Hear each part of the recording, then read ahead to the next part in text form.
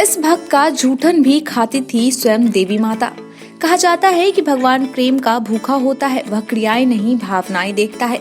अगर सच्चा प्रेम हो तो वह ईश्वर भक्त का गुलाम भी हो जाता है। भारत की भूमि पर एक से बढ़कर एक सिद्ध, संत, तपस्वी, योगी, मुनि, ऋषि, भक्त पैदा हुए हैं, जिनके जीवन की घटनाओं और कहानियों को पढ़ने और सुनते हैं तो आश्चर्यचकित रह जाना पड़ता है।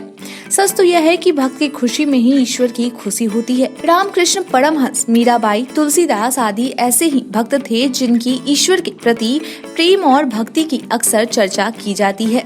आज हम एक ऐसी ही देवी माता की भक्ति और प्रेम की परिकाष्ठा में जीने वाले संत की बात करने जा रहे हैं, जिसका नाम था वामाक्षेपा।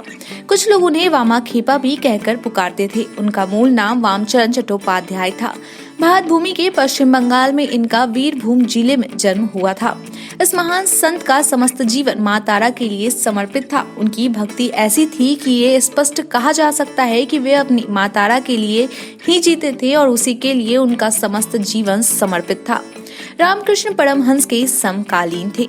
ऐसा बताया जाता है कि वामाखेपा काफी छोटी उम्र से ही माँ तारा के भक्त बन गए थे। वे सदा तारा माँ की भक्ति में लीन रहते थे। उनके गांव में ही नदी किनारे एक शक्ति पीठ था, जिसे तारा पीठ के नाम से जाना जाता है।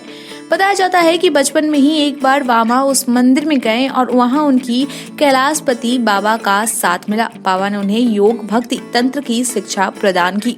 उन गुरु की कृपा से वो शीघ्र ही माँ तारा की भक्ति में इतना आगे पहुंच गए कि बड़े बड़े भक्त भी उनकी तुलना नहीं कर सकते थे। वे एक अघोर संप्रदाय में दीक्षा लिए थे, इसलिए उनकी कर्म कांडों में आस्था नहीं थी। वे दिगंबर थे, यानी नंगे रहते थे। वामा की भक्ति माँ तारा के प्रति इस हद तक थी कि वे हमेशा बच्चे की मानसिकता में ही जीते थे। कहा जाता है कि वे बहुत बार माँ तारा के समीप ही पेशाब तक कर देते थे। बताया जाता है कि एक बार कुछ अजीब बात हो गई।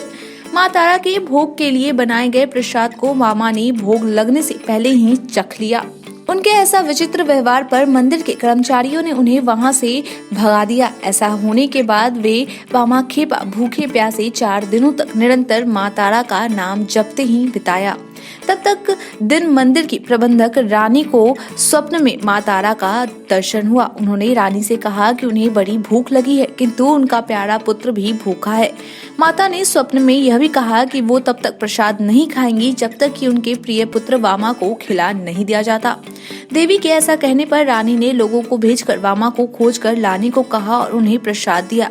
इसी घटना के बाद से उनका जूठन माँ तारा को प्रसाद के रूप में दिया जाने लगा। वामाक्षेपा आजीवन माता तारा के शक्ति पीठ में ही रहे, वहीं के शमशान में तपस्या करके सिद्धि की सर्वोच्च अवस्था को प्राप्त किया। माता ने दर्शन देकर अपना दूध पिलाया था।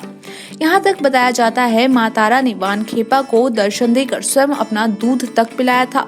वे माता के इतना ज्यादा नजदीक पहुँच चुके थे कि अगर माँ तारा उनकी बात नहीं मानती थी तो वे छोटे बच्चे की भांति मिट्टी में लेटकर रोने चिल्लाने लगते थे।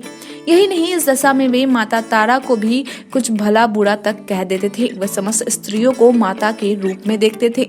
बताया जाता है कि उनका 1922 में देहावसान हो गया। आपको बता दूं कि वामक्षेपा उन गिने चुने संतों में से एक थे जिनका हजारों सालों में एक बार इस धरती पर जन्म होता है। बोलिए माँ तारा की जय, उनके भक्त वामा की जय।